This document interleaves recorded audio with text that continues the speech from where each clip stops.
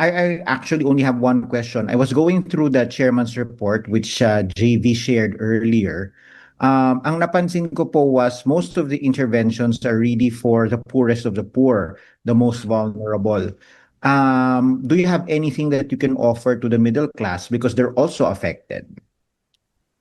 Well, pag sinuspend natin yung excise tax as well as the possibility of suspending VAT, that will hit everyone, the middle class, even the rich segment. So that's why we have to study that very carefully, especially in VAT. No? In VAT is very complex. Eh. In fact, marami ako nababasa na op-ed galing sa iba-ibang economists, accountants, iba-iba rin yung kanilang ano, kasi nga it's complicated. Eh.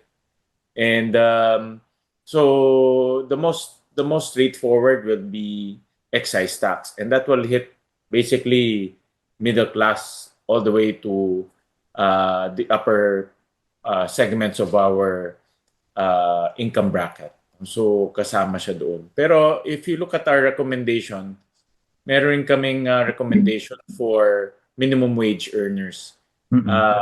Typically, ang ating mga social amelioration are poverty, poverty level and below.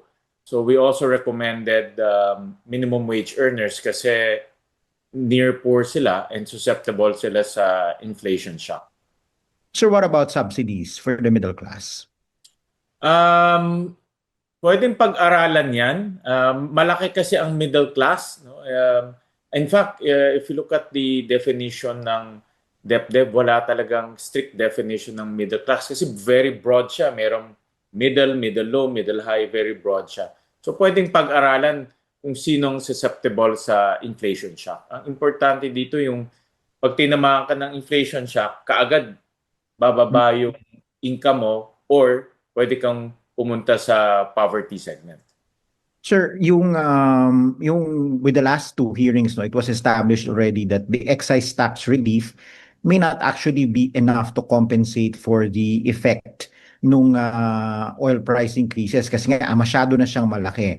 What do you make of that proposal or the suggestion from the oil industry na VAT removal will be done upon import para wala na silang input VAT and so as to streamline the process and mawala na yung sinasabi ninyo na at sinasabi ng ibang experts din na mahirap tanggalin yung VAT kasi nga mawawala o mawawala yung Pambangga. o yung pambangga, yung essentially yung input and output mawawalan ng saysay, ano? So what do you make of their suggestion upon entry, upon import, tanggal na yun para wala ng input-output? Kasi pag binili, ito yung complexity ng VAT. No? Pag binili kasi nila, tatanggalin yung VAT. Tapos, ibebenta nila yan sa, let's say, sa trader. No? Kasi meron pang mga intermediary. Sila naman may output VAT. So, in other words, walang kabangga yung intermediary.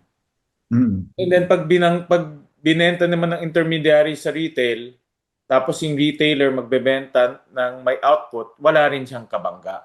Ang problema, pag tinanggal mo naman yung buong segment, paano mo mahihimay yung oil portion versus, let's say, the other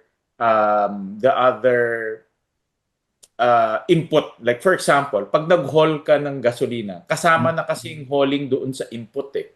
Hindi mo naman masesegregate magkano yung hauling, magkano ano. So it's complex in that sense.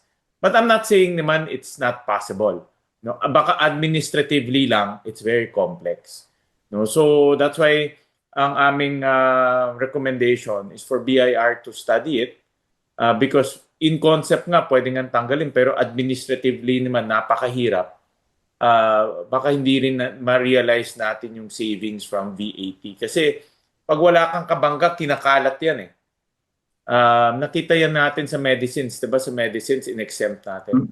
Pero in actual savings from medicines, kinakalat nila yan sa ibang products. Let's say sa grocery or sa non-essential. So kumakalat siya. No? But in this case, sa oil kasi, wala naman siya ibang product. So ikakalat niyan sa, baka ipatong lang niya yan sa oil in some form. Okay, sir.